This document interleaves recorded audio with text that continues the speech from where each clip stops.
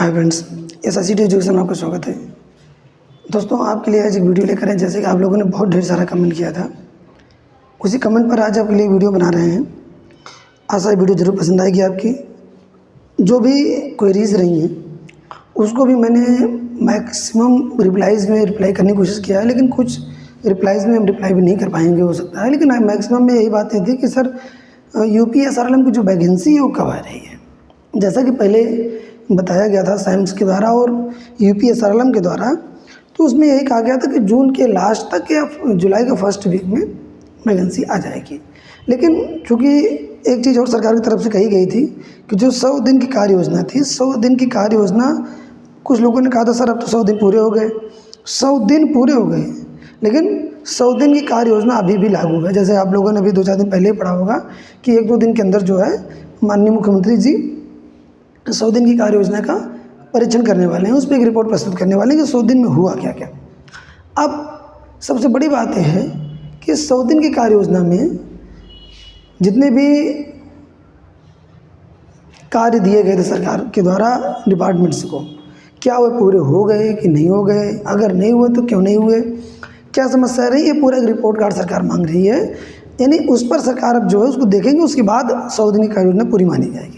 हालांकि मैं आपको बता दूं कि जो 100 दिन की कार्य योजना जारी की गई थी ग्राम विकास विभाग के द्वारा, उसमें कहीं ना कहीं आप देखेंगे कि लास्ट में ये भी लिखा गया था इतने हज़ार वैकेंसीज हम फिलअप करेंगे।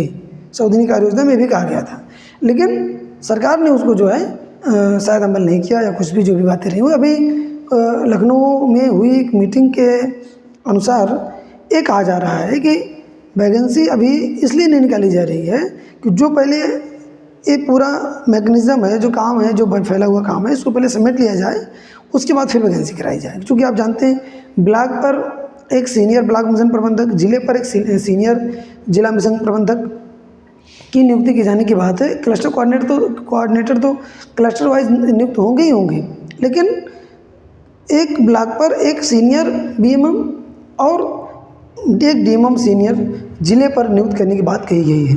तो अब जैसा कि GB में भी कहा गया है, ये चीज़ें पास भी कराया गया है GB में, लेकिन कुछ चीज़ें ऐसी हैं जैसा SAIMS के द्वारा कहा जा रहा है कि वैकेंसी फिर से जल्द लॉन्च की जा सकती है, लेकिन अब ऑनलाइन एप्लीकेशन लिया जा सकता है। लेकिन समस्या यह है उसमें भी कि सरकार की तरफ से हरी झंडी नहीं मिल रही है। जैसे सरकार की तरफ से, चूँकि SAIMS की तरफ से पूरी तैयारी है, SAIMS की तरफ से तो तैयारियाँ पूरी कर ली गई हैं, UPSRLM की तरफ से भी तैयारियाँ कर ली गई हैं, लेकिन जो शासन है, शासन की तरफ से हरी झंडी नहीं मिल रही है उसको आगे बढ़ाने के लिए, इसलिए वो आगे नहीं बढ़ाई जा रही है वैकेंसी। तो यही बात है मेन कि वो वैकेंसी आगे कैसे बढ़ाई जाए, कैसे नहीं बढ़ाई जाए।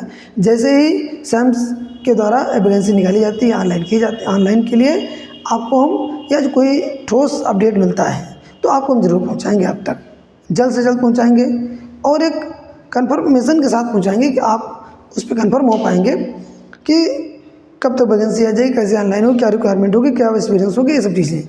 ये भी संभावना है कि वैकेंसी फ्रेश तरीके से लॉन्च की जाएगी, यानी जो वैकेंसी पिछली बार भरी गई थी उससे अलग फिर से वैकेंसी एक पूरा का पूरा फार्म ही पूरा नया तरीके से भराया जाएगा।